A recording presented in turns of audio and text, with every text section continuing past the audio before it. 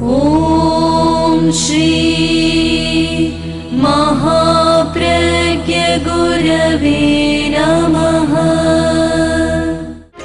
जिसके सांसों में रहता है शाश्वत शांति का स्पंदन, उस महाप्रज्ञ को वंदन, उस महाप्रज्ञ को वंदन।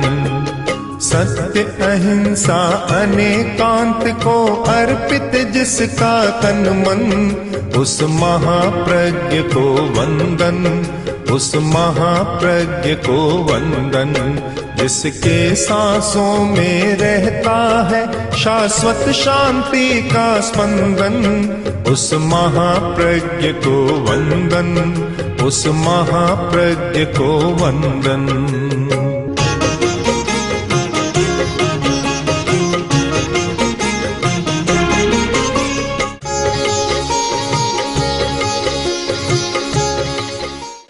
एक सुख का रास्ता और एक समस्या का रास्ता। सुख का रास्ता ये एक सच्चाई है, भीतर का युद्ध एक सच्चाई है, और जिस व्यक्ति में सत्य की निष्ठा होती है वही व्यक्ति इस पथ पर आगे बढ़ सकता है। सत्य निष्ठा समाधि का महत्वपूर्ण सूत्र है। सत्य निष्ठा, सत्य में जिसकी निष्ठा है वह समाधि को प्राप्त हो सकता है। समाधि हमारी एक निर्विचार अवस्था है, मन की निर्विचार अवस्था।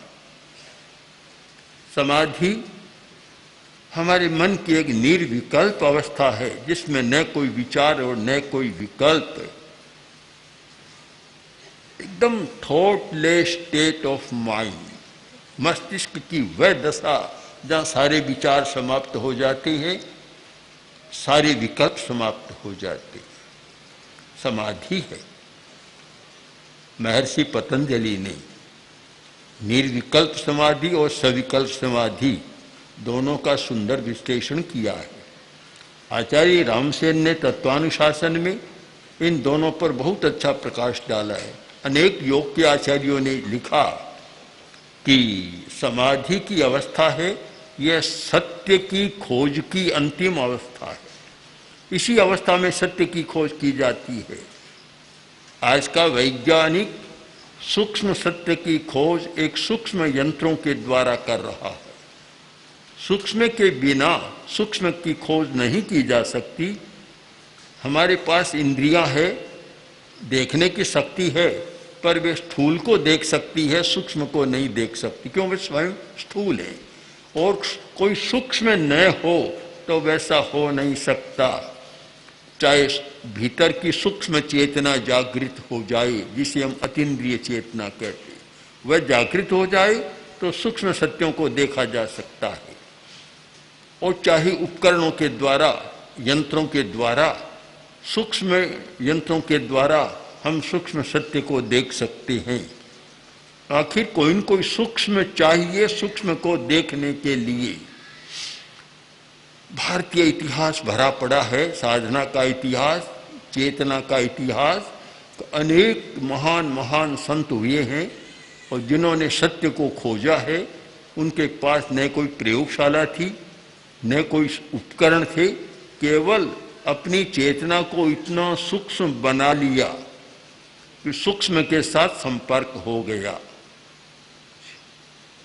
जब हमारी चेतना में एक स्पंदन की सूक्ष्म स्थिति, अधिक स्थिति बनती है, अतिरिक्त स्थिति, जब स्पंदनों की वाइब्रेशन की हाई फ्रीक्वेंसी, ऐसी फ्रीक्वेंसी होती है तो हमारा सूक्ष्म के साथ संपर्क स्थापित हो जाता है। आचार्य तुलसी दिल्ली में विराज रहे थे। एक भाई आया, देखा चेहरा, तो चेहरा बोल रहा था कि दुखी आदमी। चेहरा तो सब कुछ बता देता है, हमारी आंखें भी सब कुछ बता देती है। मन महीप के आचरण दृग दीवान कही दे। ये आंखें हैं, ये दीवान है। पुराने जमाने में दीवान होते थे, आंखें दीवान है और मन राजा है उसका सारा आचरण आंखें बता देती है। भय चिंता आलस अमन, सुख दुख हेत अहेत, मन महीप के आचरण दृग दीवान कही देत। भय चिंता आलस्य अमनस्कता, सुख दुख हेत और अहेत यानी प्रियता और अप्रियता, ये मन के भीतर जो होने वाली सारी अवस्थाएं हैं। मन बोलता नहीं पर आंखें बोलती हैं और बता देती है कि अब भीतर में क्या चल रहा। तो हमने देखा उसका चेहरा ही बोल रहा था, आंखें भी बोल रही थी। कोई बहुत दुख से डूबा हुआ आदमी है। बैठा, हमने पूछा कि कैसे आए? बोले कि बहुत दुख की अवस्था में हूँ, उसके निवारण के लिए आया हूँ। हमने पूछा क्या है? तो और कोई संकट नहीं है, बहुत उच्च पद पर काम कर रहा हूँ, भारत सरकार की सर्विस में हूँ और बहुत उच्च पद पर हूँ।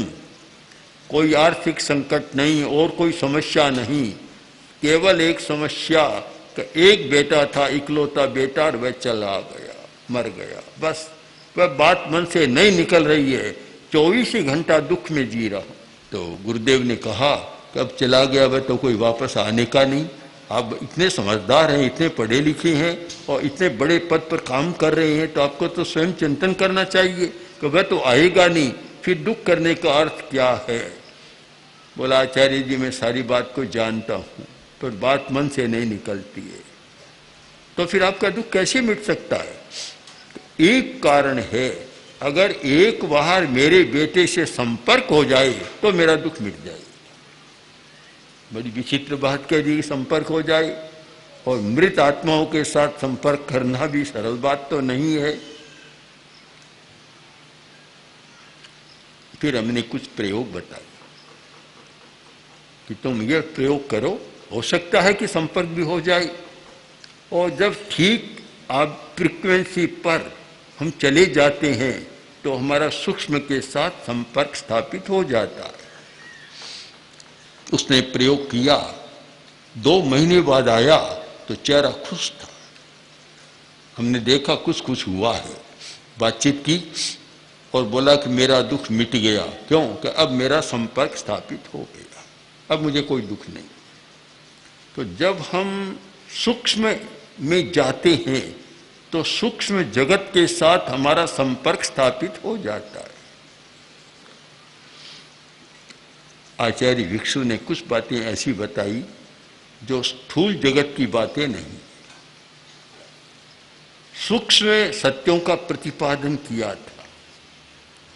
आधार कि सूक्ष्म में चले गए और सूक्ष्म के साथ संपर्क स्थापित हो गया। हम तो एक छोटी मोटी उदाहरण तो हम प्रस्तुत करते हैं कि जब अंतिम समय में आचार्य भिक्षु ने कहा कि साधु आ रहे, साधुओं ने सोचा कि स्वामी जी का मन साधु में रह गया, चतुर्मास में तो साधु आ नहीं सकते, कैसे आएंगे?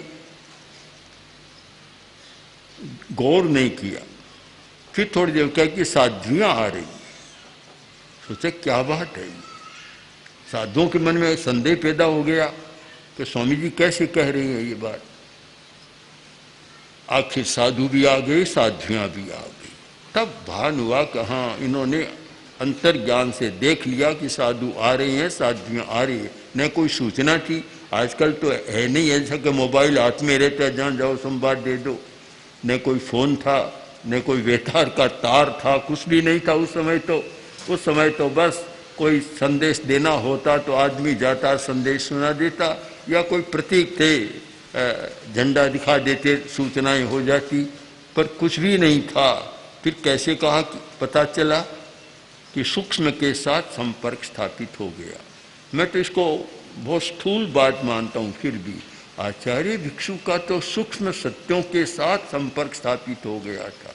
उन्होंने जो कुछ बातें कही और लिखी वे अतीन्द्रिय चेतना की बातें थी कि जिस व्यक्ति की अतीन्द्रिय चेतना जाग जाती है और वह सूक्ष्म सत्य के साथ संपर्क स्थापित कर लेता है और फिर वह सूक्ष्म सत्यों का निरूपण करता है।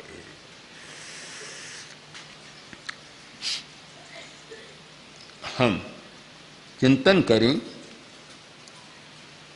कि सूक्ष्म सत्यों के साथ कैसे जी सके और वहाँ तक कैसे पहुँच सके। इसमें एक चेतना का परिवर्तन बहुत जरूरी है। जब तक हमारी चेतना पदार्थोन्मुखी रहेगी, पदार्थ की ओर ही जाएगी, तो वह सूक्ष्म सत्य की ओर नहीं जा सकती, वह स्थूल बनी रहेगी, पदार्थ बनी रहेगी। और जब हमारी चेतना पदार्थ की आसक्ति से हटकर और अंतर्मुखी हो जाती है, उस समय ऐसे वाइब्रेशंस पैदा होते हैं कि वे हमें सूक्ष्म सत्य के साथ जोड़ देते हैं। उनका जो सूक्ष्म सत्य के साथ जुड़ता है उसका चिंतन मनन सारा अलग हो जाता है। शेख सादी सूफी संत भी बहुत शक्तिशाली हुए, बड़े साधक हुए। शेख सादी बहुत सूक्ष्मदर्शी संत थे। एक बार एक राजा ने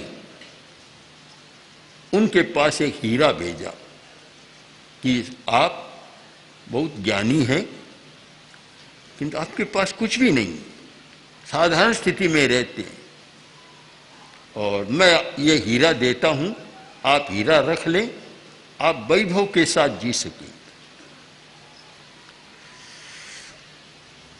शेख सादी ने हीरा लौटा दिया, मुझे नहीं चाहिए। अब कोई व्यक्ति हीरा लौटाता है, क्यों लौटाता है? रखने वाले तो 100 में 99 नहीं 99.5 मिल जाएंगे, लौटाने वाला आधा प्रतिशत ही मुश्किल है, कैसे लौटा दिया? तो राजा के मन में जिज्ञासा हुई, पास में आया और बोला कि आपने हीरा कैसे लौटा दिया, कैसे लौटाया? तो उन्होंने कहा कि मेरे पास जो हीरा है, तो फिर मुझे इस हीरे की जरूरत नहीं है। तो आपके पास हीरा कहाँ है? कि मेरे पास मेरा अंतर्ज्ञान, मेरा हीरा है, मेरे पास है। तो बताइए दोनों में मूल्य किसका ज्यादा है? कि मूल्य क्या बताऊं? मेरे पास जो हीरा है वह 2 दिलों को जोड़ने वाला है, और आपका हीरा 2 दिलों को तोड़ने वाला। जुड़े हुए उनके दिल भी टूट जाते, विवाद हो जाता है, हीरा मेरा या मेरा। 2 भाइयों में लड़ाई होती है कि हीरा मेरा है, वह कहता है मेरा है, भाइयों के दिल भी टूट जाते हैं। और मेरे पास ऐसा हीरा है जो टूटे हुए दिलों को भी जोड़ देता है। जब अंतर्मुखी दृष्टि होती है, वहां फिर दिलों को तोड़ने की बात नहीं रहती, सबको जोड़ने की बात हो जाती है, सब जुड़ जाती है। मैं तो अंतर्दृष्टि का ही परिणाम मानता हूं कि अहिंसा एक ऐसी दृष्टि है कि जिससे दिल जुड़ जाती है। प्रत्यक्ष अनुभव बताऊं, हम लोग मुंबई में थे, कांदीवली से कालवा देवी जा रहे थे, तो रास्ते में एक बाजार आ रहा था, जो रास्ता चुना गया बाजार आ रहा था। बाजार का नाम था भिंडी बाजार। तो कुछ लोग आए हमारे पास, आखिर बोले कि आपने जो रास्ता लिया है उसको बदल दें। मैंने कहा क्यों? कि वह रास्ता अच्छा नहीं है। क्यों? कि कोई भी धर्मगुरु उधर से जाता नहीं है। कारण कि वह मुस्लिम समाज की बस्ती है, ज़्यादा कट्टर हैं, और धर्मगुरु वहाँ जाने से कतराते हैं, तो आपको भी वह रास्ता बदल देना चाहिए। मैंने कहा मुस्लिम समाज की बस्ती है तो हमारा क्या उसमें नुकसान हुआ? क्यों बदले? रास्ता नहीं बदलेंगे। आखिर आग्रह काफ़ी किया पर हमने इनकार कर दिया, हम रास्ता नहीं बदलेंगे, उधर जाएंगे, हमें कोई डर नहीं है। गए, एक प्रवेश किया भिंडी बाजार में, वहीं 2-3 मुस्लिम भाई आए और उन्होंने कुरान भेंट किए। फिर आगे गए तो एक स्टेज बना हुआ है बाजार में। हमने पूछा क्या है? कि यहाँ स्वागत किया जाएगा। हम रुके, पूरा जुलूस, हजारों आदमी थे, सब रुक गए। स्टेज पर हम गए, बैठे और स्वागत किया, 2 अभिनंदन पत्र भेंट की। फिर वहाँ के जो प्रमुख व्यक्ति था उसने कहा कि बहुत सारे लोग आते हैं, वे तोड़ने वाले आते हैं, आप जो अहिंसा का संदेश लेकर आए हैं ये सबको जोड़ने वाले जोड़ते हैं, इसलिए हम आपका स्वागत करते हैं। मानवता को तोड़ने का काम मत करो। सत्य की खोज का एक बड़ा परिणाम है कि आदमी को आदमी से तोड़ो मत। ये जातियां, संप्रदाय, ये सब बात की बात है, पहले तो आदमी है, आदमी। आचार्य तुलसी का वह वाक्य कितना महत्वपूर्ण है कि इंसान पहले इंसान, फिर हिंदू या मुसलमान। पहले आदमी होता है कि पहले जाति और होती है। जन्मता बच्चा एकदम शुद्ध होता है, कुछ भी नहीं होता, पहले आदमी आदमी होता है। तो आदमी को आदमी की दृष्टि से देखो, ये विशेषणों की दृष्टि से मत देखो। ये विशेषण तो लगते रहते हैं, बदलते रहते हैं, क्या है। जन्मा तब लेकर आया नहीं, मरने के बाद लेकर जाएगा नहीं। यह तो एक परिवार वालों या जैसी परंपरा है, जोड़ दिया जाता है। मूल बात को पकड़ो, मूल सच्चाई को पकड़ो, सत्य के प्रति हमारी निष्ठा बने। सत्य के प्रति आचार्य भिक्षु ने जो परंपरा डाली सत्य निष्ठा की, इतनी विचित्र परंपरा थी। ऐसे अनेक प्रसंग आए, हमारे आचार्यों के पास भी प्रसंग आए, मगवागणिकावर भी है, कि कहा कि कच्छ में कुछ साधु हैं, बहुत शुद्ध साधु है, अच्छा आचरण करते हैं, और अगर वे आने वाले हैं, आ जाएं तो आप क्या करेंगे। तो उत्तर दिया कि अगर हमारा विचार आचार मिल गया और मुनि दीक्षा में बड़ा है तो मैं वंदना कर लूँगा, और अगर मैं पर्याय में बड़ा हूँ तो वह मुझे वंदना कर लेगा। हमें सत्य से मतलब है। संप्रदाय, व्यक्ति, जाति, विशेषण, ये सब मूल की बात है। आज क्या हो गया कि सत्य को तो गौण कर दिया और इन विशेषणों को ऊपर बिठा दिया। लड़ाई झगड़े का यही तो सारा कारण बनता है। जब सत्य का आसन ऊंचा रहे, हमें समाधि मिलती है। समाधि, जो आदमी झूठ बोलता है उसको समाधि कैसे मिलेगी? झूठ बोलता रहता है, समाधि नहीं मिल सकती, शांति नहीं हो सकती, चित्त शांत नहीं रह सकता, उलझने चलती रहती है, भीतर भीतर उलझने चलती है, नहीं होता। और फिर झूठ बोलता है तो बहाना भी लेना पड़ता है। बहाना, एक महिला ने 1000 रुपये की साड़ी खरीदी, आई घर में, पति को दिखाया तो बोला इतनी महंगी साड़ी खरीदी है और अभी तो वैसे ही थोड़ा हाथ कट्ठा चल रहा है, पैसे का संकट है, तो तुमने इतना खर्च कर दिया। अब भीतर में तो थी आकांक्षा बढ़िया की, अब झूठ बोलना पड़ता है कि आप समझे नहीं, मैंने कोई ये बढ़िया घटिया के लिए नहीं खरीदी है, मैंने तो आपकी शान को रखने के लिए, आपकी प्रतिष्ठा को रखने के लिए खरीदी है। अब कितना बहाना लेना पड़ता है। क्यों? कि मेरी पड़ोसिन वह 500 रुपये की खरीद रही थी, तो वह तो हमसे कमज़ोर है आर्थिक दृष्टि में, अगर मैं उससे कम खरीदती आपकी शान कहाँ रहती, इसलिए मुझे 1000 रुपये की खरीदनी पड़ी। आदमी जब झूठ बोलता है तो कितने बहाने भी करने पड़ते हैं, मन में शांति कहाँ से और कैसे हो।